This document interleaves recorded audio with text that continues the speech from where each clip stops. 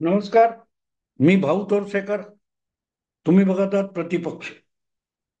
मित्रांनो, कधी कधी आमच्यासारखे लोक फुकटचा सल्ला देत असतात. तो अनेकांना आवडत नसतो, पण जे शहाणे असतात ते त्याकडे दुर्लक्ष करत नाहीत. नावडता असला, टीका असली तरी गंभीरपणे ऐकतात, समजून घेतात आणि समजदार असतील तर त्यात दाखवलेले धोके ओळखून ते स्वतःला सांभाळून घेतात. मी नेहमी एक उदाहरण देतो की हायवेवर घाटामध्ये जातो तेव्हा गाड्या हाकणारे जे ड्रायव्हर असतात, चालक असतात, त्यांना त्या रस्त्यावर कुठे धोके असू शकतात आणि कुठे सांभाळून गाडी चालवली पाहिजे याच्या सूचना देण्यासाठी व पुढे काय स्पीड ब्रेकर आहे, वेडी वाकडी वळणे, अपघात क्षेत्र वगैरे वगैरे अशा सूचना दिल्या जातात. काय तो वेग कमी करा वगैरे. तर हा कोण सांगणारा मला? हा बोर्ड कोण सांगणारा? म्हणून जाता जाता एखाद्या ड्रायव्हरने त्या फलकाला लाथ मारली आणि तो फलक मोडून पडला किंवा त्याच्यावर गाडी आपटली तर फलकाचं नुकसान जास्त होईल, वाकडा होईल फलक. पण त्या फलकावरून जो धोका सांगितलेला असतो त्याकडे जर चालकाने, ड्रायव्हरने डोळेझाक केली, कानाडोळा केला तर तो अपघाताला आमंत्रण देत असतो. आणि त्यामुळे आमच्यासारखे युट्यूबर्स असतील, पत्रकार असतील, टीकाकार, आलोचक असतील, ते जर तुमच्या चुका दाखवत असतील, तुमच्यावर येऊ घातलेल्या संकटाची चाहूल तुम्हाला लागावी म्हणून प्रयत्न करत असतील, तर आमचे शब्द नावडते असतील, आम्ही केलेली टीका ही झोंबणारी असेल, पण त्यामध्ये असलेला इशारा, सावधानतेचा इशारा, धोक्याचा इशारा, हा तर तुमच्यासाठी उपयुक्त असतो ना. तुम्ही त्याकडे कानाडोळा केला तर आमचं काहीही नुकसान होत नाही. फार तर आमच्यासारख्या काही लोकांना वाटेल की आपला अपमान केला, आपली दखल घेत नाही. पण कशाला दखल नाही घेतली तरी आमचं नुकसान नाही आहे ना, त्या फलकाचंही नुकसान नसतं. पण पुढे तो ट्रक उपडा झाला, उलटला, दरीत कोसळला तर नुकसान कोणाचं होतं? नेमकी तीच गोष्ट सार्वजनिक जीवनात वापरणाऱ्या मान्यवरांची असते. त्यांना टीका आवडत नाही, पण त्या टीकेमध्ये असलेल्या सावधानतेच्या इशाऱ्याकडे त्यांनी लक्ष दिलं तरी त्यांचंच भलं होण्याची शक्यता असते. मित्रांनो, मी बऱ्याच दिवसात आठवण करून दिली नाही, पण 3 मे 2020 ला, 3 एप्रिल 2020 ला मी जेव्हा प्रतिपक्ष हे युट्यूब चॅनेल सुरू केलं, त्यानंतर अवघ्या 3 आठवड्यात मी अर्णब नावाचा सापळा अशा शीर्षकाचा एक व्हिडिओ केला होता आणि त्यामध्ये मुख्यमंत्री पदावर आरूढ झालेल्या आणि सत्तेची प्रचंड नशा चढलेल्या शिवसेना पक्षप्रमुख उद्धव ठाकरे यांना इशारा दिला होता की अर्णब तुमच्यावर टीका करतो, ती झोंबणारी आहे, मान्य आहे, पण दुर्लक्ष करा. 4 दिवस बोंबलेल, गप्प बसेल, त्याला विषय बदलावे लागतील. रोज रोज रोज तेच शब्द, तीच टीका ऐकायला लोकांना आवडणार नाही. टीआरपी कमी होईल आणि अर्णब गोस्वामी तुमची पाठ सोडून देईल. हा सल्ला मी जसा उद्धव ठाकरेंना दिला होता तसाच तो शरद पवारांना सुद्धा दिला होता. कारण एक गोष्ट झाली होती, अर्णब गोस्वामी याची झोंबणारी टीका असह्य झाल्यामुळे त्याची प्रतिक्रिया शिवसेनेचं मुखपत्र सामनामध्ये सुद्धा उमटली होती. सामनाचे कार्यकारी संपादक संजय राऊत यांनी रविवारच्या एका लेखात म्हटलं होतं की अर्णबला आवरा असा फोन मला शरद पवारांनी केला. आता आवरा म्हणजे संजय राऊत कसे आवडणार होते? सामना दैनिक हे दुसऱ्या कुठच्या तरी चॅनेलच्या संपादकाला आवरू शकत नाही. पवारांचा इशारा सरळ सरळ उद्धव ठाकरेंकडे होता. उद्धव ठाकरे मुख्यमंत्री आहेत आणि त्यांनी आपल्या सत्तेचा अधिकार वापरून अर्णब गोस्वामीची मुस्कटदाबी केली पाहिजे. कारण अर्णब गोस्वामी हा एक प्रकारे महाविकास आघाडीचा सगळ्यात मोठा आक्रमक विरोधक झालेला आहे. त्याला आवर घातली नाही तर महाविकास आघाडीचं सरकार चालवणं अवघड जाईल. हे एवढं तपशिलात काही शरद पवारांनी सांगितलं असेल असं नाही, पण अर्णबला आवरा असं संजय राऊतना शरद पवार फोन करून सांगतात. तेव्हा राऊतांनी हा आपला संदेश उद्धव ठाकरे यांच्याकडे पोहोचवावा ही त्यामागची अपेक्षा असते. आता जो फोन उद्धव ठाकरेंना संजय राऊतांना करून शरद पवार निरोप देतात, तो थेट उद्धव ठाकरेंनाही त्यांना फोन करता आला असता. पण तुम्हाला माहिती आहे उद्धव ठाकरे कोणाचे फोन घेत नाहीत. अगदी काल परवा सुद्धा विधान परिषदेच्या निवडणुकीच्या वेळेला शरद पवार वारंवार उद्धव ठाकरेंना फोन करत होते, पण उद्धव ठाकरे नॉट रिचेबल होते. त्यामुळे आपण फोन केला तर उद्धव ठाकरे फोन उचलतीलच याची खात्री नव्हती, आणि उचलला तर आपल्याशी बोलतील याची गॅरंटी नव्हती. आणि अर्णब त्यावेळेला तर मोकाट सुटलेला होता 4 वर्षापूर्वी. साहजिकच उद्धव ठाकरेंना आपली इच्छा कळवण्यासाठीच शरद पवारांनी संजय राऊत यांच्याकडे निरोप दिला होता. तो आपल्या रविवारच्या लेखामध्ये छापण्याची बातमी नव्हती, ती गुपचूप उद्धव ठाकरेंना कानमंत्र द्यावा यासाठी दिलेली माहिती किंवा दिलेला इशारा होता. पण उद्धव ठाकरेंना सांगण्यापेक्षा संजय राऊतांनी रविवारच्या सामनाच्या अग्रलेखात त्याचा गौप्यस्फोट करून टाकला. गंमत अशी झाली की ती बातमी सामनामुळे मीडियामध्ये झळकायला लागली की शरद पवार सुद्धा अर्णब गोस्वामीची मुस्कटदाबी करायला निघालेले आहे. आणि त्यामुळेच शरद पवार यांची हिंमत असेल तर ती खुल्या आपल्या विरोधात अशी भाषा वापरावी असं अर्णब गोस्वामीने शरद पवारांना चॅलेंज दिलं होतं. लागोपाठ 2 दिवस त्या एका बातमीवरून अर्णब गोस्वामी शरद पवारांना टार्गेट करत होता, लक्ष करत होता. पण शरद पवार हे मुरब्बी आणि चतुर राजकारणी होते, म्हणूनच त्यांना माहिती होतं की याच्या नादाला लागलो तर आपलं 100 पटीने नुकसान होईल, त्यापेक्षा अर्णबकडे दुर्लक्ष करणं शहाणपणाचं आहे. आणि म्हणून अर्णबने कितीही चिथावण्या दिल्या, कितीही डिवचलं, तरी शरद पवारांनी अर्णब किंवा रिपब्लिकबद्दल चकार शब्द उच्चारला नाही. पण उद्धव ठाकरे मात्र एकामागून एक खोटे नाटे आरोप करत केसेस लावत अर्णब गोस्वामीला छळत सुटले होते. त्यासाठी मुंबई पोलिसांना एकच प्रमुख काम दिलं होतं, घातपाती सोडा, करोना सोडा, चोर दरोडेखोर सोडा, फक्त अर्णबला संपवा. आणि म्हणून अर्णब नावाच्या सापळ्यापासून सावध राहा असा सावधानतेचा इशारा मी उद्धव ठाकरेंना एका व्हिडिओतून दिला होता. तसंच त्याच्याकडे दुर्लक्ष करण्यात शरद पवारांनी कसा शहाणपणा केलाय याचाही व्हिडिओ मी त्याच वेळेला केलेला होता. कारण हे सगळं प्रकरण आज ना उद्या असंच पुढे विस्तारत गेलं तर उद्धव ठाकरेंच्या सोबत शरद पवारांना सुद्धा गोत्यात आणल्याशिवाय राहणार नाही याची मला खात्री होती. शरद पवारांनी सावधानता बाळगली, पण उद्धव ठाकरे भरकटत गेले आणि आपल्या स्कॉटलंड यार्डच्या महान पोलीस आयुक्त परमवीर सिंग आणि सचिन वाझे यांना अर्णब गोस्वामीच्या मुस्कट दावे करायला पाठवण्यात आलं. पुढे परिणाम आपल्या समोर आहे. तोंडघशी पडले.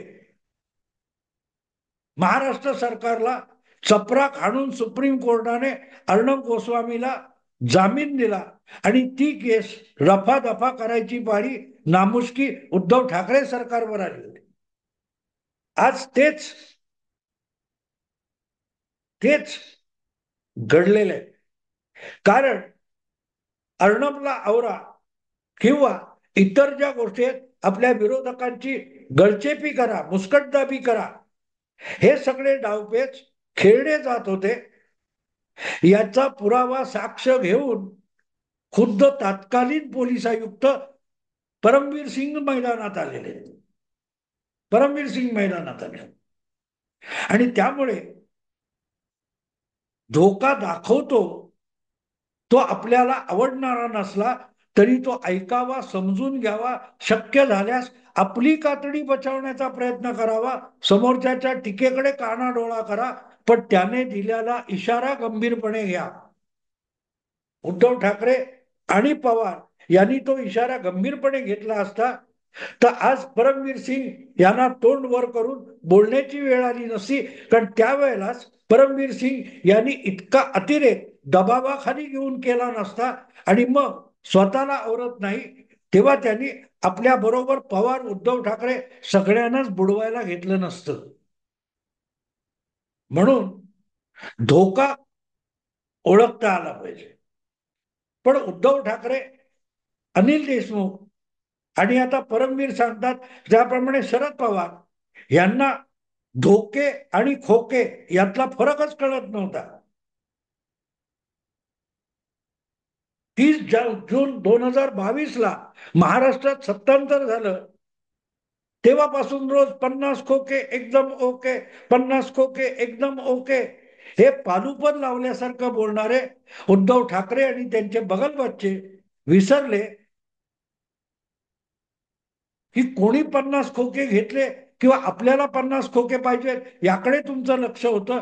पण तुमच्या समोर जे 50 धोके उभे होते ते धोके आमच्यासारखे काही लोक दाखवत होते त्याकडे वळून बघायला तुम्हाला वेळ नव्हता. आज तेच धोके खोके समोर आलेले. पण त्यावेळेला आम्ही सांगत होतो हे धोके आहेत, पण आम्हाला ऐकतो कोण? मनातल्या मनात उद्धव ठाकरे त्यांचे बगलबच्चे म्हणत होते धोके कसले, हे तर खोके. 50 खोके, 100 खोके एकदम ओके, एकदम ओके, असा कारभार चालू होता. आणि त्यामुळे खोके वसूल करणारे, दहशत माजवून खंडण्या वसूल करणारे आणि खोक्यांमध्ये मोजून घरपोच पोहोचवणारे जे होते ते ना स्कॉटलंड यार्डचे सर्वोत्तम दक्ष पोलीस वाटत होते. सामनामध्ये त्या सचिन वाजेची, परमवीरची आरती ओवाळली जात होती. विसरले संजय राऊत? कोणतरी एक पत्रकार, रोज सकाळचं हगणं मुतणं सारवायला जाणारा कुठच्या तरी चॅनेलचा एक पत्रकार संजय राऊतांना एक प्रश्न विचारेल का, तुम्ही स्कॉटलंड यार्डचे जे लोक म्हणत होता सचिन वाजे आणि परमवीर, त्यांचं आज काय झालंय? 3-4 वर्षापूर्वी तुम्हीच त्यांना प्रमाणपत्र देत होता. त्या परमवीर सिंग आणि सचिन वाजे यांच्या आजच्या म्हणण्याबद्दल तुमचं काय मत आहे? कारण तुम्ही दिलेल्या प्रमाणपत्राच्या कागदावर आज ते सकाळचे प्रातर्विधी उरकत आहेत. त्या संजय राऊत सांगा जरा, तुम्ही दिलेल्या प्रमाणपत्राची लायकी ही सकाळी ढुंगण पुसण्याची असते का हो? आहे एवढी हिंमत एका तरी वाहिनीच्या कॅमेरा आणि माईक घेऊन धावणाऱ्या पत्रकारामध्ये एवढी हिंमत आहे का? आहे का हिंमत? अरे संजय राऊत तुमच्या तोंडावर थुंकतात आणि ती थुंकी आमच्या अंगावर पडली नाही असे युक्तिवाद करणारे जे पत्रकार आहेत त्यांच्यामध्ये असला प्रश्न संजय राऊतांना विचारायची हिंमत नसते. परमवीर जे बोलतायत, सचिन वाजे जे लिहित आहेत, ते संजय राऊत यांच्या सकट तत्कालीन मराठी पत्रकारांच्या तोंडावर थुंकत आहेत. तुम्ही किती लाचार अगतिक आहात. ही धादान खोट्या गोष्टी बेधडक रोज दाखवत होता, आज सुद्धा दाखवत होता आणि त्या खोट्या पडल्या तर त्या खोट्या बोलणाऱ्या माणसाला तू खोटारडा आहेस हे म्हणायची हिंमत सुद्धा आजच्या मराठी पत्रकारांमध्ये, चॅनेलवाल्यांमध्ये राहिली नाहीत. असंच परमवीर सांगतायत. परमवीर सिंग यांची मुलाखत जी आहे ती बारकाईने बघा. परमवीर सिंग उद्धव ठाकरे यांच्यावर, परमवीर सिंग शरद पवार यांच्यावर, परमवीर सिंग अनिल देशमुख यांच्यावर आरोप करतायत असं दिसतं. पण परमवीर सिंग त्याच वेळेला त्यांना 4 वर्षापूर्वी स्कॉटलंड यार्डचे सर्वोत्तम पोलीस म्हणणाऱ्यांच्या जे काय प्रमाणपत्र आहे त्याच्यावर थुंकतायत आणि त्या प्रमाणपत्राचं वितरण करणाऱ्या वृत्तवाहिन्यांवर सुद्धा थुंकत आहेत. आपल्या तोंडावर परमवीर सिंगांनी थुंकलेलं आहे, ते तरी स्वच्छ करा नीट, बोला नीट. सवाल इतकाच आहे की परमवीर सिंग यांनी जे आरोप केलेले आहेत ते फक्त उद्धव ठाकरे, शरद पवार यांच्यावर नाहीत. सचिन वाझेने लिहिलेलं पत्र फक्त उद्धव ठाकरे, शरद पवार, अनिल देशमुख यांच्याकडे बोट दाखवणारं नाही, तर ही सगळी मंडळी इन्क्लुडिंग संजय राऊत जे काय धादान खोटं बोलत होते त्याची कसलीही छाननी न करता ते 100% सत्य आहे म्हणून त्याचं प्रसारण करणाऱ्या ज्या ज्या वाहिन्या, ज्या जे पत्रकार आहेत त्या सगळ्यांकडे दादांत खोटारडे म्हणूनच परमवीर सिंग बोट दाखवत आहेत. कारण परमवीर सिंग हा माणूस खोटारडा आहे असा आरोप तेव्हा सुद्धा अर्णब गोस्वामी करत होता, पण अर्णब गोस्वामीला आरोपीच्या पिंजऱ्यात उभा करून त्याला अटक करणाऱ्या परमवीर सिंग आणि सचिन वाझे याच्या आरत्या पत्रकार सुद्धा ओवाळत होते. तेव्हा आज परमवीर सिंगांच्या प्रदीर्घ मुलाखती घ्यायच्या आणि त्यांना त्यांच्याकडून उद्धव ठाकरे, शरद पवार किंवा अनिल देशमुख यांच्यावर आरोप करून घेतले म्हणून तुमची पापं धुतली जात नाहीत. तुमच्या तोंडाला लागलेली घाण पुसली जात नाही. मराठी पत्रकारांनो, जे काय 2020 पासून दादांत खोटं दाखवत होता ते शेण जे तुमच्या तोंडाला लागलेलं आहे त्याकडे सुद्धा आज परमवीर सिंग बोट दाखवत आहेत. ते जेव्हा सांगतात माझ्याकडे पुरावे आहेत, ते पुरावे 3-4 राजकीय नेत्यांचा खोटेपणा सिद्ध करणारे नाहीत, ते मराठी पत्रकारांच्या दादांत खोट्या बातम्यांना अजेंडा चालवण्याला सुद्धा आरोपीच्या पिंजऱ्यात आणून उभं करत आहेत. परमवीर सिंग सांगतायत की 50 फोटके नाही, 50 धोके एकदम ओके. उद्धव ठाकरे यांना हे धोके आमच्यासारखे युट्यूबर्स दाखवत होते आणि त्या धोक्याच्या खाईमध्ये उद्धव ठाकरे, शरद पवार, अनिल देशमुख उड्या मारत होते, झेपावत होते, त्यांची पाठ मराठी माध्यमं थोपटत होती. आमच्यासारखे त्यांचे राजकीय विरोधक, वैचारिक विरोधक त्यांना सावध करत होते, तुम्ही खड्ड्यात कोसळताय, तुम्ही सापड्यात अडकताय. त्यांनी जर आमचं ऐकलं असतं, आमची पाठ थोपटण्याची गरज नाही, आमचं कौतुक करण्याची गरज नाही, पण आम्ही तुमचं भलं व्हावं म्हणून तुम्हाला सावध करत होतो. आज ज्या वेळेला परमवीर सिंग थेट सिल्वर ओक वर सुद्धा षडयंत्र शिजवलं गेलं, खंडणीखोरी झाली, खंडणीखोरीचं काय ते प्लॅनिंग झालं म्हणतो, तेव्हा शरद पवारांच्या 6 दशकांच्या राजकीय कारकिर्दीला कलंक लावला जातोय. शरद पवार वेळीच सावध झाले असते तर ही वेळ आली नसती. आपण उद्धव ठाकरेंना मुख्यमंत्री केलं, हे जे कौतुक आहे ते उद्या हे सगळं बालट उलटून सिल्वर ओक पर्यंत आलं तर शरद पवार कायद्याच्या कचाट्यातून सुटतील, पण जो आयुष्याचा कलंक लागेल त्यातून बाहेर पडणं अवघड आहे. आणि ते मी एवढ्यासाठी सांगतोय की परमवीर सिंग हा माणूस नुसते पुरावे गोळा करणारा नाही, तो प्रसंगी खोटे नाटे पण सिद्ध होऊ शकणारे पुरावे गोळा करू शकतो, हे विसरू नका. परमवीर सिंग यांनी गोळा केलेल्या खोट्या नाट्या पुराव्यावर कर्नल पुरोहित आणि साध्वी प्रज्ञासिंग ठाकूर यांना 7 वर्ष विना जामीन तुरुंगात सडावं लागलं होतं. हा सगळा परमवीर सिंग बोलतोय आणि पुरावे माझ्याकडे आहेत म्हणतोय, त्याचं गंभीरपणे आज सुद्धा दखल घेणं आवश्यक आहे, नाहीतर पुढची वाट अधिक खडतर होणार आहे. 50 खोके विसरा, 50 धोके ओळखा, कारण 50 धोके नॉट एकदम ओके. मित्रांनो, आवडलं लाईक करा, शेअर करा, सबस्क्राईब करा. नमस्कार.